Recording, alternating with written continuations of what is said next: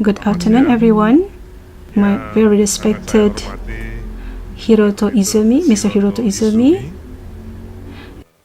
advisor, Mr. Masaki Yasushi, the ambassador of Japan for Indonesia, for the Republic of Indonesia, Mr. Pariamsa, Deputy Minister of Housing and Residential Areas, Mr. Rahmat Gobel from Indonesian and Japan Friendship, and the representative of all Japanese companies, and ladies and gentlemen. First of all, I would like to send our gratitude to the committee that has organized this business seminar, Nusantara Capital City. I also hope that from this activity we will be able to increase cooperation between Indonesia and Japan, and I'm sure that it will be possible, especially related to the development of the archipelago, the Nusantara, where now I'm in charge of as a marketing of Nusantara, so that the Japanese companies can invest in Nusantara capital city. In 2019, Indonesian government announced that it would move the capital city from Jakarta to Nusantara in East Kalimantan. This development is based on the high population increase, massive urbanization, and the decline in environmental island of Java, especially in Jakarta. Nusantara is designed to be a city that encourages transformation in society through the vision of a global city for all that is supported for the future as a global city, sustainable global city, as a driver of economy for Indonesia, as well as a symbol of Indonesia identity, or become a symbol of Indonesia's national identity, with a total area of more than 300,000 hectares. In an effort to realize this sustainable city, Nusantara adopts three development approaches in the form of smart city, small cities, and forest cities. Earlier, I listened from forestry, the Sumitomo Forestry. Sumitomo Forestry regarding design smart home, then from Pacific Consulting with the resilient city from the flood. I think this can be implemented in the development of our Nusantara capital city. As a driver of the Indonesian economy in the future, through collaboration of three cities and new industrial ecosystems, it is hoped that Nusantara can achieve its ideal conditions. Ladies and gentlemen, Nusantara is far from finished. Now, from the completion, the development of Nusantara is divided into three stages, from 2022 to 2024. In the first stage, or what is often referred to as the early stage, 2002 to 2024, the focus of development is on the development of basic infrastructure in the area development. One, all are divided into the development area, 9 area development. Now, in the first stage, the focus is on the development in the area of the first development, or what is often referred to as a core area of government center, KPP, the central government area, development area, in the form of construction of roads, offices, housing, drainage systems, drinking water, flood control, and sanitation. Starting this year, we have entered the second phase, which focuses on the development of a more progressive archipelago. When President Prabowo Subianto called me to be appointed as the head of the authority, he assigned me to start build an ecosystem, judicial and legislative ecosystem that must be completed so that he can declare and move to the capital city of Nusantara on August 17, 2028. For this reason, we collaborate with the Ministry of Public Works and the Ministry of Housing and Residential Areas in completing the Nusantara in the future. In the early stages, the development of GKM infrastructure through the country's budget, the Ministry of Public Works and Public Housing at the time, in 2023 to 2024, which consisted of 109 construction projects with a total budget of 89 trillion. The investment ecosystem in the Nusantara has also increased. There have been 16 construction projects originating from the private sector through direct investment, through BUMN, a state-owned company, and other ministries, with progress reaching 92%. Even several projects have been completed, such as the hotel, hospital, training center, BSSI, and several offices. From the year 2023 to 2024, ICANN Authority has carried out 8 groundbreaking with 10 economic sectors with a total of investment of 58 trillion. So until this 8 groundbreaking, last September 2024, is already about 10 sectors economic sector with a total investment of 58 trillion rupiah. Nusantara has carried out various international cooperation through 533 letters of intent. At least 46% of the LOL came from other countries, and 25 LOA came from Japan. 25 letters of intent came from the Japanese private sectors.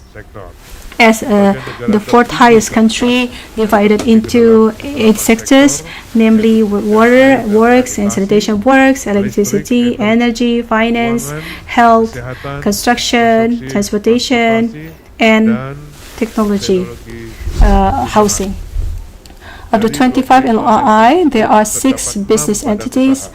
Out of 25 LOI came from Japan.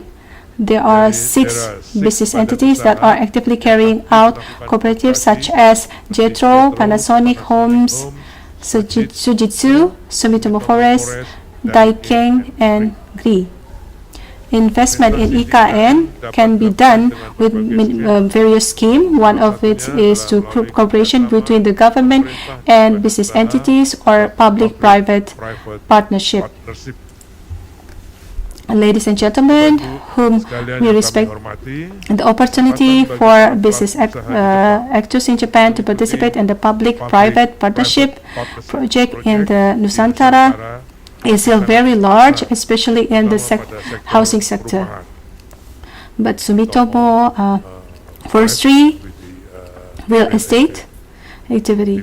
Currently, there is only 8 initiated through KPBU, unsolicited KPBU, in the housing sector, with 3 initiators from abroad, such as Malaysia and China. So I really invite in this forum from the friend from Japan to come to invest in Nusantara. There are many benefits from the allocation of land use for the pioneer sector in the Nusantara, which is regulated in the Presidential Regulation number 75. Besides that, there are also quite competitive incentives regulated in Government Regulation number 12, such as tax holiday, super deduction of tax, and so on, and others. Ladies and gentlemen, who I really respected, as we mentioned earlier, in the early stages of this Ministry of Public Works and Public Housing, at that time, it had carried out the construction of basic infrastructure in the form of a palace area and supporting buildings and office buildings, State Ministry Building, 16 Coordinating Ministry Building, Vice President Palace, State Mosque, IKN Authority Office, Beranda Nusantara, the toll road and access to Nusantara. So the toll road from Balikpapan to Nusantara is about 57 kilometers. Hopefully will be done on this coming June 2025. And the construction of the IKN Airport, this commercial airport with length 3,000 kilometers length with 45 kilometers, so Bodyjet will be able to land there. 47 residences for the civil servant, and where each tower has 60 units of apartment. The apartment size is 98 square meter for the government servant. For civil servant will be later moved to this house. This is a minister's housing. Currently there are only 36 landed houses, because at the time the cabinet was 36. We have 36 ministry, and then this is the dam, one of the water sources for the IKN. Drinking water treatment installation that is 100% ready and produces portable water in IKN. Integrated waste processing and Ambung KIPP. So we now have 32 small ponds designed by a Japanese consultant, and it will be built more 30 in this 2025. The size varies greatly. Some have 260, some are 68. Not only the Ministry of Public Works and Public Housing, but also from the private sector and state-owned company have carried out construction in the form of training center BSSI. It is also supported by FIFA, a hotel, namely the Swiss Hotel Nusantara. A solar power plant, 50 megawatt, is already commissioning now. Hospital, there are 4 hospitals. 2 of them are already in operation. Harmina Hospital and Hospital Mayapada. IKN Hospital will be in operation soon. Restaurant, which is a small village, also Excelso, and then office complex of Bank Indonesia. Ladies and gentlemen, for Japanese businessmen that we invite to be able, Japanese company that we invite to be able to invest in Japan, I think the commitment to continue the development of IKN by Mr. President Prabowo no longer need to be questioned, because there are several statements from him. First, the President wants to start working in the IKN on August 17, 2028.